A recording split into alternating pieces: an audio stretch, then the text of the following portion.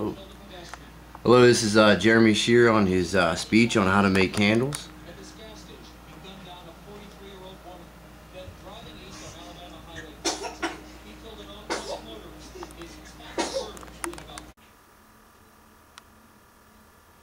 Good evening, everyone. Candles have lit the way for mankind for many centuries now. Whether it's for a celebration, a birthday, or merely just to warm the house with a cozy scent, candles are everywhere. Candles are supposed to have originated by the ancient Egyptians many years ago. Rushlights, as they were known to the Egyptians, were basically reeds soaked in animal fat and burned at ceremonies to generate light for the occasion. It's conceivable that there isn't a single person in society today that hasn't come into contact with a candle in some way, shape, or form. Candles have played a major part in every one of our lives in so many different ways. So why not spend a little time, save some money, and manufacture your own candles? I personally made my first batch of candles about 2 years ago. It was kind of an accident how it all happened. My wife had an inkling to try her hand at candle making, so I ran up to the local craft store and bought all the necessary materials for her to give it a try. Turns out she didn't like the idea of making candles, so the materials just sat stagnant in a closet for several years until one day I got bored and pulled them out. Turns out I gave it a try and I really enjoyed doing it. It's a lot of fun and it was easy to do.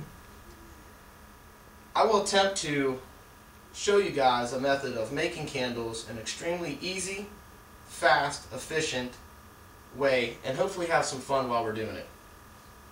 The initial step in candle preparation is gathering your materials. The first material that you're going to need is paraffin wax. Paraffin wax can be purchased at your local craft store, or if budget is tight and restrictive, you can use some old candles to melt into the wax that you're going to use for your candles. You can also use soy wax, but in this segment we're only going to talk about paraffin wax. Secondly, you're going to need wicks. Here's a wick. Now you can manufacture these yourself from some kind of braided cotton, or you can buy them from a craft store, which I suggest because it's a lot easier and it will facilitate the process better. A style of double broiler system will be needed as well because you never want to heat the wax directly. And a double broiler system can consist of 2 pots, preferably glass and metal. In this situation, I have a actual double broiler unit with a pot. A mold is necessary for molded candles. Now, you can go to the local craft store and pick up molds. They have a vast array of different types of molds that you can use. Or you can be creative and use a device of your own liking, such as maybe a milk carton, cans, old glass containers, anything like that you can use as a mold. One thing you do want to be certain of, though, is that the mouth of the mold is actually wider than the base itself, or your candle may get jammed when you're trying to eject it.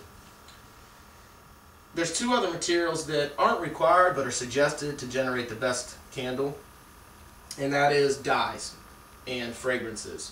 Now, for dyes, you can use anything from crayons to store-bought dyes. Crayons work extremely well. Fragrances, I suggest going to, like I said, the local craft store and picking up some fragrances that you like yourself and using that. Once all of the required materials are gathered, it's time to begin prepping the wax for molding. Prior to heating the wax, the work area can be laid down with some paper or wax paper in order to make an easier cleanup at the end, because as you know, as wax melts, it tends to drip and leak, and you'll have a heck of a time getting that off your stove. So what I do is like to create a little work area, and any leftover wax that falls easily picked up by just removing the paper. Be aware that wax is highly flammable, and at elevated temperatures can ignite. The ideal temperature for heating paraffin wax, which we're using in this portion of the wax candle making, is to be heated around 180 degrees Fahrenheit. That's the ideal temperature. I mean, you can maintain it at lower temperatures, but you won't generate that good of a throw. When I say throw, that's the actual scent that you're adding from the fragrance. Wax, like I said before, should never be heated directly because it can cause a fire. And basically we're going to start. I'm gonna show you how to do this dry. I don't really have all of the materials right now, so we're just going to show you how to make it without actually manufacturing one today. Basically what you want to do is Since we're ready to start heating the wax, the first step that you want to do is actually pour some water into your larger pot. You want to pour in about 2 inches of water and let that begin to boil. You want to turn your heat on to high. As that water starts to boil, you want to take some time to start adding your wax into the second container, which is your double broiler unit. Once the water's boiling and you have the wax in the second broiler, you want to take and set this down into the pot. You'll notice the wax begin to melt after a few minutes. I use a thermometer to regulate the temperature because, like I said, you want to keep it at about 180 degrees Fahrenheit. Now, if you notice any sputtering or smoking, or it's starting to catch fire, immediately stop and desist from what you're doing and remove the pot from the heating element and shut off your heating element completely. Once you have the thermometer on the side and you're starting to heat your wax, this is the time you want to add your dyes, when you see the wax starting to melt. You don't want to add your fragrances until the wax is beginning to cool down. And the reason for that is if you add it too hot, a lot of that fragrance will evolve off and it once again won't generate a good scent when you go to burn the candle later. Okay, now that we have the wax melting and the water boiling, take notice of the water level. If it gets too low, just get some more water from the tap and re-administer some of that into the secondary pot, well, to the initial pot, so to maintain that original water level. Now, as the wax is melting, what you're going to do is come over and start preparing your wick. This is a store-bought wick. Most molds that you buy from the store, like this one for instance, will have a hole in the bottom of it. You simply want to take your wax, your wick, place it into the bottom of the hole, pull it up through the top. Now, as you can see, it's not very stable and it's kind of loose. So what we suggest to do is find a way to tie it off. Wooden skewers that you would use in the kitchen to skewer meat with work just fine. Pencil, anything you can that will go across the top of the mold. Basically, you want to take the wick and wrap it around several times so that it maintains a centralized position inside the mold. Okay, now that the wick is in place, you're going to want to go ahead and take your spray release and spray some of that down inside the mold. And what will happen here is this will allow for the mold to be ejected easier when you go to do so. Okay, as your wax is melting, be sure to stir it. I'm using this is a 12-2 electrical wire. Works fine for me, but most people prefer to use a wooden spoon. You don't want to use a plastic spoon because it could melt in the process. And you'd be in a real pickle then. Once you notice that all the dyes are in, the wax is melted, you want to begin the pouring off process. I suggest removing the secondary container from the boiling water with the melted wax in it. Now you want to let it cool down to about 150 degrees until it's about ready to set up. Just before it starts to set up, you want to add your fragrance in and stir it thoroughly to get that fragrance really mixed and diffused into the solution.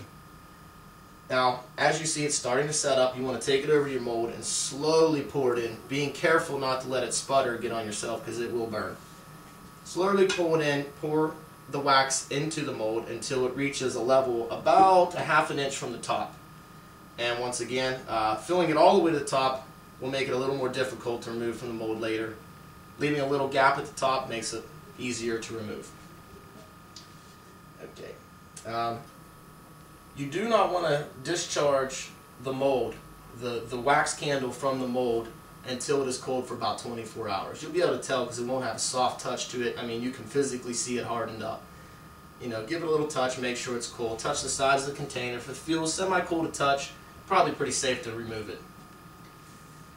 Now that you're aware of the processes surrounding basic paraffin wax candle making, it's time to review what has been learned here today. Today we learned the basic formulation for candle making. We can break this method down into 3 main parts: gathering materials, melting the wax, and priming the wick. Homemade candles are not always perfect, and that is what makes them so fun to make. The more imperfections there are in your candles, the more unique they are to you. Although candle making can be a lot of fun and fairly easy to do, always make sure you're safe, working safe as you're developing these candles.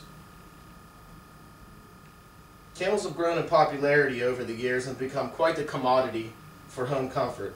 Making homemade candles is an inexpensive way to keep the home loaded with the cozy joys of everyday life. Thank you all for attending.